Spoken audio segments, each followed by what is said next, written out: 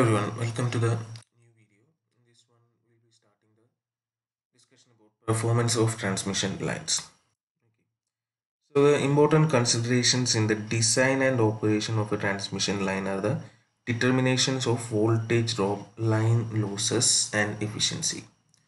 So, നമുക്കൊരു transmission line design ചെയ്യുന്ന സമയത്ത് അതിലുള്ള voltage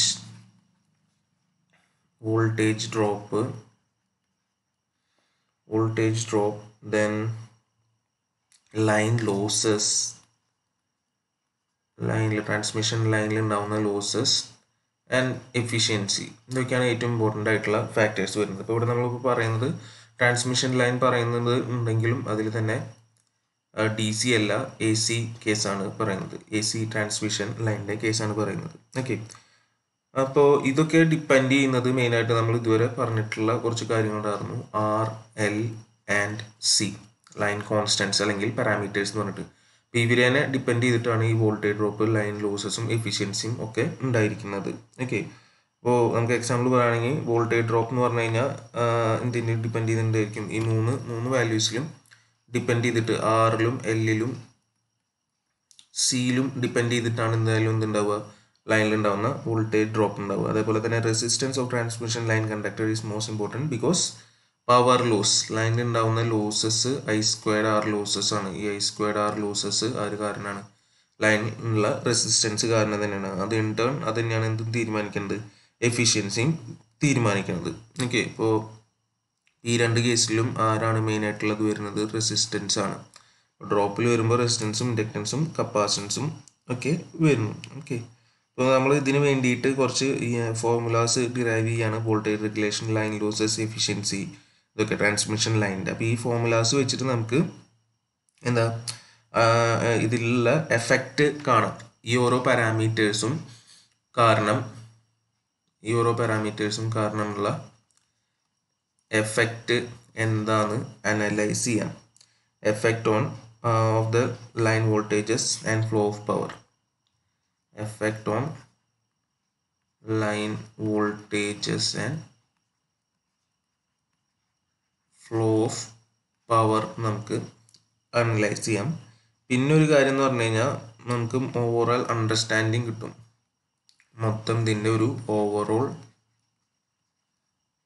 understanding of what is happening.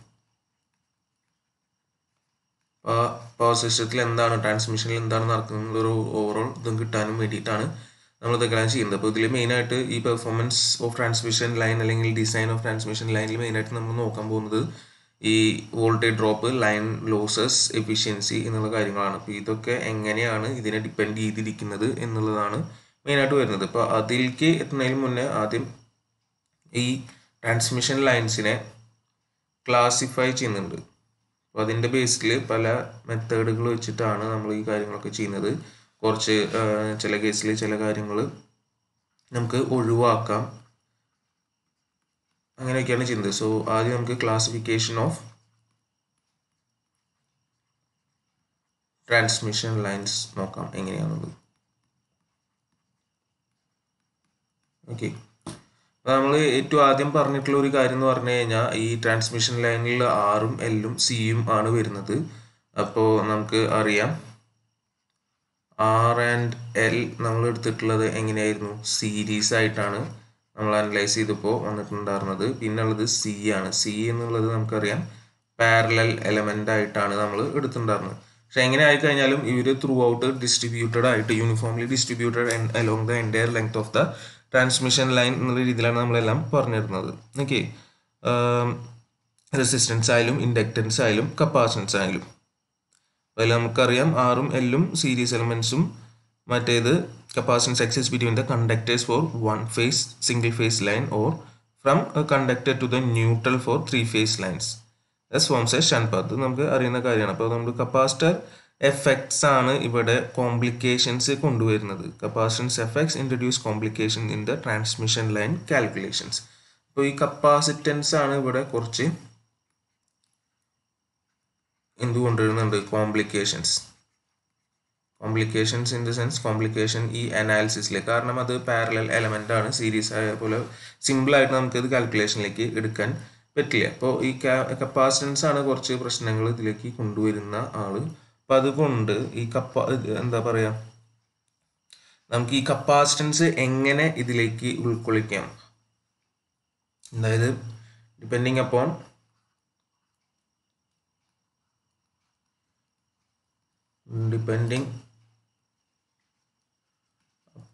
the manner in which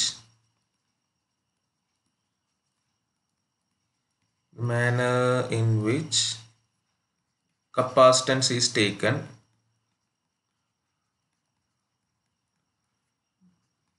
into account. അപ്പം അതിൻ്റെ ബേസിസിൽ നമുക്ക് ട്രാൻസ്മിഷൻ ലൈനിനെ കുറച്ച് ക്ലാസിഫൈ ചെയ്യാം. അപ്പം അതാണ് ഇവിടെ ചെയ്യുന്നത്. നമ്മൾ ഡിഫറെൻറ്റ് ക്ലാസിഫിക്കേഷൻസ് പറയുന്നുണ്ട്. 3 ക്ലാസിഫിക്കേഷനാണ് അതിൽ വരുന്നത്. ഒന്ന് ഷോർട്ട് ട്രാൻസ്മിഷൻ ലൈൻ ആണ്. അപ്പോൾ ഫസ്റ്റ് ക്ലാസിഫിക്കേഷൻ വരുന്നത്. പിന്നെ second classification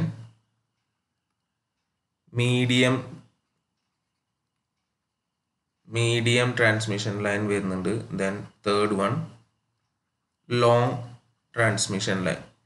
so short, long, medium and long, അങ്ങനെ 3 ആയിട്ടാണ് ക്ലാസിഫൈ ചെയ്തിട്ടുള്ളത്. Basically depending on the manner in which capacitance is taken into account. അതായത് നമ്മൾ ഈ അനാലിസിസിൽ കപ്പാസിറ്റൻസിനെ എങ്ങനെ എടുക്കുന്നു, കപ്പാസിറ്റൻസ് ആണ് കോംപ്ലിക്കേഷൻസ് ഉണ്ടാക്കുന്നു പറഞ്ഞു. അതുകൊണ്ട് കപ്പാസിറ്റൻസിൻ്റെ ബേസിലാണ് നമ്മൾ ഈ ക്ലാസിഫിക്കേഷൻ എല്ലാം നടത്തിയിട്ടുള്ളത്. അപ്പോൾ ഈ ഷോർട്ട് ട്രാൻസ്മിഷൻ ലൈൻ എന്ന് പറഞ്ഞു കഴിഞ്ഞാൽ 2 ഫാക്ടേഴ്സാണ്. അതായത് ഒന്ന് അതിൻ്റെ വോൾട്ടേജും പിന്നെ ലെങ്ത്തും. സോ അപ് ടു 50 കിലോമീറ്റർ, അതായത് ലെസ് ദാൻ 50 കിലോമീറ്റേഴ്സ് ലെങ്ത്തും പിന്നെ ലൈൻ വോൾട്ടേജ് ആൻഡ്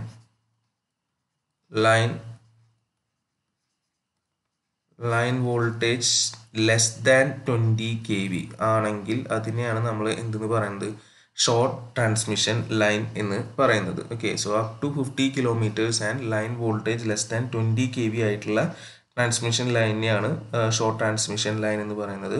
അപ്പോൾ ഇതിൻ്റെ ലെങ്ത്ത് ചെറുതായതുകൊണ്ട് തന്നെ കപ്പാസിറ്റർ എഫക്ട്സ് ചെറുതായിരിക്കും, നെഗ്ലക്റ്റ് ചെയ്യും. സോ ഈ കേസിൽ നമ്മൾ കപ്പാസിറ്റൻസ്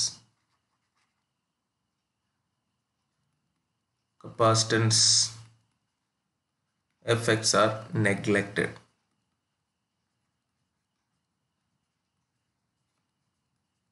ഓക്കെ, അതാണ് ഇവിടെ ഷോർട്ട് ട്രാൻസ്മിഷൻ ലൈൻ എന്ന് പറഞ്ഞു കഴിഞ്ഞാൽ ലെങ്ത് ചെറുതായതുകൊണ്ട് തന്നെ അപ്പോൾ അതിൻ്റെ കപ്പാസിറ്റൻസ് എഫക്റ്റ് നെഗ്ലക്ട് ചെയ്യും. So while studying the performance of short transmission line only resistance and inductance of the line are taken into account. So ഇതിൽ നമുക്ക് എന്ത് മാത്രം എടുത്താൽ മതി, റെസിസ്റ്റൻസും ഇൻഡക്റ്റൻസും മാത്രം എടുത്താൽ മതി. സോ നെക്സ്റ്റ് വരുന്നതാണ് മീഡിയം ട്രാൻസ്മിഷൻ ലൈനാണ് അടുത്തത് വരുന്നത്. അപ്പോൾ അതെന്താണെന്നുള്ളത് നമുക്ക് ഊഹിക്കാവുന്ന കാര്യം തന്നെയാണുള്ളൂ. ലെങ്ത്തിലും വോൾട്ടേജിലും എന്തുണ്ടായിരിക്കും, ഡിഫറൻസ് ഉണ്ടായിരിക്കും. സോ ആദ്യത്തെ ഷോർട്ട് എന്ന് പറഞ്ഞു കഴിഞ്ഞാൽ അപ് ടു 50 ആയിരുന്നു. ഇതെന്ന് പറഞ്ഞു കഴിഞ്ഞാൽ 50 to 150 kilometer and 20 kV to 100 kV. ഇതിനെയാണ് നമ്മൾ മീഡിയം ട്രാൻസ്മിഷൻ ലൈൻ എന്ന് പറയുന്നത്. ഓക്കെ, ഇപ്പോൾ ഇവിടെ വോൾട്ടേജ് എന്ന് പറഞ്ഞു കഴിഞ്ഞാൽ മോഡറേറ്റ്ലി ഹൈ എന്ന് പറയാം. വോൾട്ടേജ് സംവാട്ട് മോഡറേറ്റ്ലി ഹൈ ആണ്. ഇതിനെയാണ് നമ്മൾ മീഡിയം എന്ന് പറയുന്നത്. Due to sufficient length and voltages of the line capacitance effect is taken into account. ഇപ്പോൾ ഇവിടെ കപ്പാസിറ്റൻസ് എഫക്റ്റ് നമ്മൾ എടുത്തിരുന്നില്ല. ഈ കേസിൽ എന്ത് എടുക്കും നമ്മൾ, കപ്പാസിറ്റൻസ്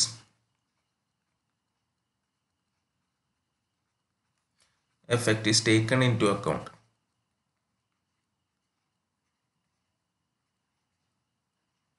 ഓക്കെ, അതാണ് അതിലത്തെ ഡിഫറൻസ് വരുന്നത്. ആദ്യത്തെ കേസിൽ ലെങ്ത്തും വോൾട്ടേജും ഒക്കെ ചെറുത് ആയതുകൊണ്ട് തന്നെ നമ്മൾ എന്തെടുത്താറുന്നില്ല, കപ്പാസിറ്റൻസ് എഫക്റ്റ് എടുത്താറുന്നില്ല. പക്ഷേ ഇതിൽ കുറച്ചും കൂടി വലുതായതുകൊണ്ട് നമ്മൾ എന്തെടുക്കുന്നു, കപ്പാസിറ്റൻസ് എഫക്റ്റ് കൺസിഡർ ചെയ്യുന്നുണ്ട്. ഓക്കെ, അപ്പോൾ ഇതിൽ calculations distributed capacitance of the line is divided as lumped in the form of condensers. So അപ്പോൾ ഇവിടെ കപ്പാസിറ്റൻസ് നമ്മൾ ഡിസ്ട്രിബ്യൂട്ടർ കപ്പാസിറ്റൻസിനെ ലംബ്ഡ് ആയിട്ടാണ് എടുക്കുന്നത്. ലംബ്ഡ് ആയിട്ടാണ്, ലംബ്ഡ് കപ്പാസിറ്റേഴ്സ് ആണ്, lumped in the form of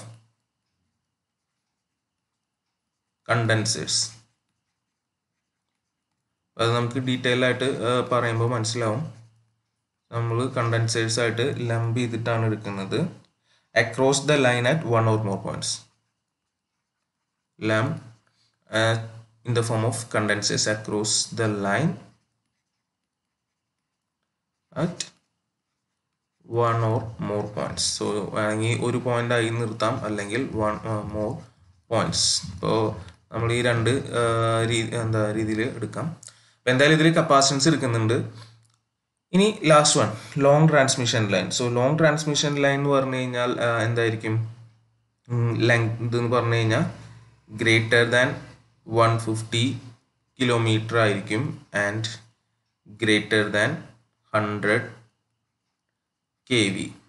so 100 kV-നേക്കാട്ടിലും കൂടിയ വോൾട്ടേജും ലെങ്ത് എന്ന് പറയുന്നത് എന്താ 150 കിലോമീറ്ററിനെക്കാട്ടിലും കൂടുതലാണെങ്കിൽ അതിനെ പറയുന്നതാണ് long transmission line. And for the treatment of such line constants are considered uniformly distributed over the whole length of the line.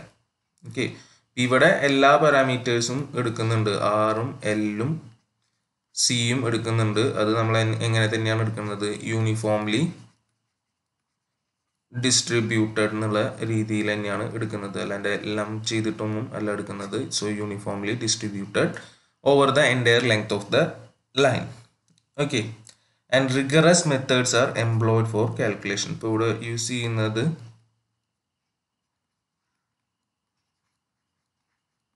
rigorous methods. So rigorous methods are used for solutions. അപ്പോൾ ഇതിൽ നിന്ന് നമുക്ക് ഒരു കാര്യം മനസ്സിലാക്കാനുള്ളത്, the exact solution of any transmission line must consider the fact that the constants of the line are not lumped but are distributed uniformly through the length of the line. പക്ഷെ നമ്മൾ ശരിക്കും അതിൻ്റെ uniformly distributed throughout the length of the line ആണ്, lumped അല്ല. പക്ഷെ reasonable accuracy can be obtained by considering these constant as lumped for short and medium transmission line. ഇപ്പോൾ നമ്മൾ short and medium transmission ലൈനിൽ പറഞ്ഞു, ഷോർട്ടിൽ 6 എല്ലാം എടുക്കുന്നുള്ളൂ, മറ്റേ 6 എല്ലും സി എടുക്കുന്നുണ്ട്. അവിടെയൊക്കെ പക്ഷെ ലംബ്ഡ് ആയിട്ടാണ് ചെയ്യുന്നത്. എന്നാലും കമ്പാരിറ്റീവ്ലി ഓൾമോസ്റ്റ് സെയിം ആയിട്ട് തന്നെ കിട്ടുമെന്നാണ് പറയുന്നത്. അതാണ് ഇങ്ങനെ ഈ ക്ലാസിഫിക്കേഷൻ്റെ അഡ്വാൻറ്റേജ് വരുന്നത്. ഇപ്പോൾ ലോങ് ട്രാൻസ്മിഷൻ ലൈന് മാത്രം നമ്മൾ ശരിക്കും എന്താ പറയുക ഡിസ്ട്രിബ്യൂട്ടഡ് ആയിട്ട് എടുത്ത് ചെയ്താൽ മതി എന്നുള്ളതാണ് പറയുന്നത്. ഓക്കെ, ഇതാണ് ഇതിൻ്റെ മെയിൻ ബേസിക് ക്ലാസിഫിക്കേഷൻ വരുന്നത്. സോ ക്ലാസിഫിക്കേഷൻ ആണ് പറഞ്ഞത്. ഇനി നമുക്ക് ഇവിടെ ഉള്ള മെയിൻ ആയിട്ടുള്ള പാരാമീറ്റർ, അതായത് ഏതൊക്കെയാണ് ഇതിൽ ഉപയോഗിക്കുന്ന കുറച്ച് ടേംസ് എന്ന് പറഞ്ഞു, ഇത് എന്തിനാണ് ഉപയോഗിക്കുന്നതെന്ന് പറഞ്ഞു, അതായത് കുറച്ച് കാര്യങ്ങൾ കണ്ടുപിടിക്കാനാണ് എന്നുള്ളത് പറഞ്ഞിട്ടുണ്ടായിരുന്നു. അതായത് എന്തൊക്കെയായിരുന്നു? First one is the voltage regulation. So important ടേംസിലെ വോൾട്ടേജ് റെഗുലേഷൻ ആണ് ഫസ്റ്റത്തെ ഇത് വരുന്നത്. ഓക്കെ, വോൾട്ടേജ് റെഗുലേഷൻ എന്ന് പറഞ്ഞാൽ നമുക്കറിയാം, ഒരു line carrying current, there is A voltage drop in the line due to resistance and inductance of a line. അല്ലേ? അപ്പോൾ നമുക്ക് വോൾട്ടേജ് ഡ്രോപ്പുകൾ ഉണ്ടാവും, voltage drops mainly due to R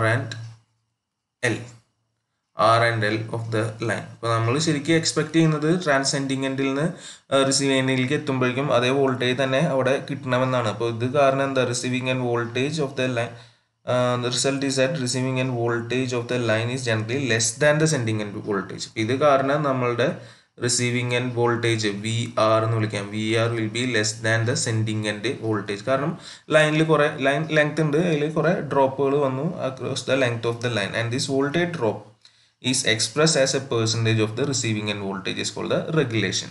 ഇപ്പോൾ റെഗുലേഷൻ എന്ന് പറഞ്ഞു കഴിഞ്ഞാൽ ഈ ഒരു ഡ്രോപ്പിൻ്റെ മെഷറിനെയാണ് പറയുന്നത്. സോ ഡ്രോപ്പ് എന്ന് പറഞ്ഞാൽ ഇവിടെ നമുക്കറിയാം ഡ്രോപ്പ് എന്താ, VS മൈനസ് VR ആണ് ഇവിടുത്തെ ഡ്രോപ്പ് എന്ന് പറയുന്നത്.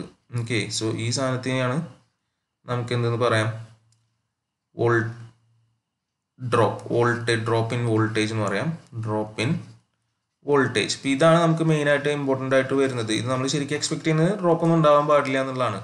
ഇത് over V R receiving end voltage, അതിനെയാണ് നമ്മൾ എന്ന് പറയുന്നത് വോൾട്ടേജ് റെഗുലേഷൻ എന്ന് പറയുന്നത്. അപ്പോൾ നമുക്ക് വേണമെങ്കിൽ ഇവിടെ വോൾട്ടേജ് റെഗുലേഷൻ ഡിഫൈൻ ചെയ്യാം. സോ അതിനെ എങ്ങനെ ഡിഫൈൻ ചെയ്യാം? Voltage regulation can be defined as the difference ആണ് അല്ലേ. സോ ഡിഫറൻസ് ഇൻ വോൾട്ടേജ് എവിടുത്തെ അറ്റ് ദ റിസീവിങ് എൻഡ് അല്ലേ, at the receiving end of a transmission line, at the receiving end of a transmission line between conditions of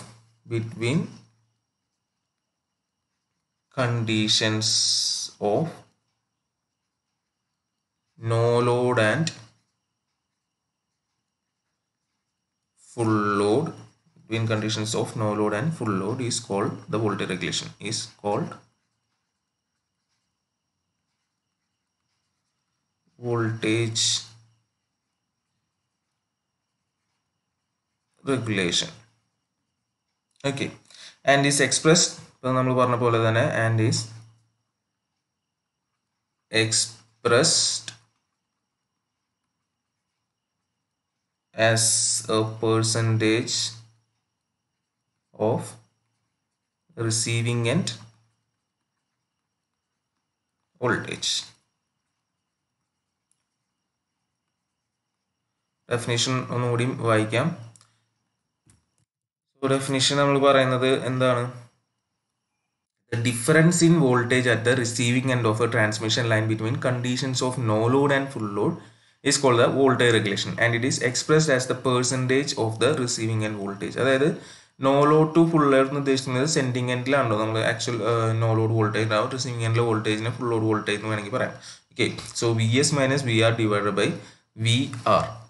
അപ്പോൾ drop എത്രത്തോണ്ടും വരുന്നു അതിനെയാണ് നമ്മൾ എന്തെന്ന് പറയുന്നത് വോൾട്ടേജ് റെഗുലേഷൻ എന്നുള്ളതുകൊണ്ട് പറയുന്നത്. അത് അത്രയും ഇമ്പോർട്ടൻ്റ് ആയിട്ടുള്ള കാര്യമാണ്. കാരണം നമുക്ക് എക്സ്പെക്ട് ചെയ്യുന്നത് സെൻഡിങ് എൻഡ് വോൾട്ടേജ് റിസീവിങ് എൻഡിലേക്ക് എത്തുക എന്നുള്ളതാണ്, പക്ഷെ അത് നടക്കുന്നില്ല. അപ്പോൾ ഇത് നമുക്ക് മാത്തമാറ്റിക്കൽ എക്സ്പ്രഷൻ ആയിട്ട് എഴുതുകയാണെങ്കിൽ പെർസെൻറ്റേജ്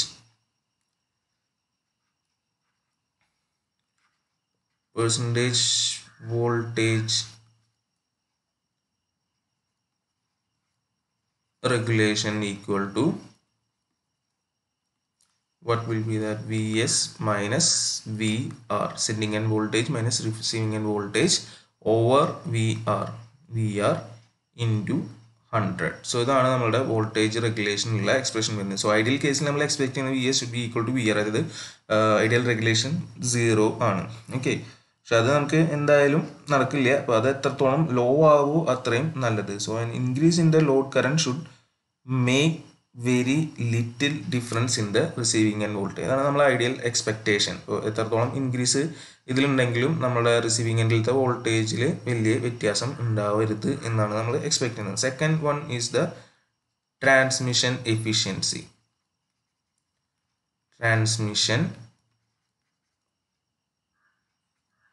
എഫിഷ്യൻസി. സോ നമ്മൾ ആദ്യം പറഞ്ഞിട്ടുണ്ടായിരുന്നു ഒന്ന് വോൾട്ടേജ് റെഗുലേഷൻ, പിന്നെ ലൈൻ ലോസസ് ആൻഡ് എഫിഷ്യൻസി എന്നുള്ളത്. സോ ട്രാൻസ്മിഷൻ എഫിഷ്യൻസി ആണ് അടുത്ത ഇമ്പോർട്ടൻ്റ് ആയിട്ടുള്ള ഫാക്ടർ വരുന്നത്. Okay, so the power obtained at the receiving end of the transmission line is generally less than the sending end. അപ്പോൾ അത് നമ്മൾ voltage പറഞ്ഞ പോലെ തന്നെ എന്തും പറയാം, നമുക്ക് പവറിൻ്റെ കേസും പറയേണ്ടി വരും. So power also will be less than the sending end power. കാരണം നമുക്കറിയാം ലൈനിൽ കൂടെ പോകുമ്പോൾ ഒരുപാട് ലോസസ് ഉണ്ടായിരിക്കും. ഓക്കെ, സോ അത് എന്താ ഡ്യൂ ടു റെസിസ്റ്റൻസ്. ആദ്യം ഞാൻ പറഞ്ഞിട്ടുണ്ടായിരുന്ന കാര്യം തന്നെ I²R ലോസസ് ഉണ്ട് എൻറ്റയർ ലെങ്ത്തിൽ. കാരണം അവിടെ ലൈനിന് എന്തായാലും റെസിസ്റ്റൻസ് ഉണ്ട് through out the entire length. അപ്പോൾ അവിടെ ലോസസ് എന്തായാലും ഉണ്ടായിരിക്കും. ഇപ്പോൾ ഇവിടെ നമുക്ക് പെർസെൻറ്റേജ് ട്രാൻസ്മിഷൻ എഫിഷ്യൻസി വേണമെങ്കിൽ നമുക്ക് പറയാം. Percentage transmission efficiency can be defined as, അപ്പോൾ അതിനെ റെപ്രസെൻറ്റ് ചെയ്യാൻ ഞാൻ ഉപയോഗിക്കുന്നത് ഈറ്റ ടി എന്ന് പറഞ്ഞാൽ ട്രാൻസ്മിഷൻ എന്നുള്ള സെൻസിൽ. So that will be equal to receiving end power divided by sending end power.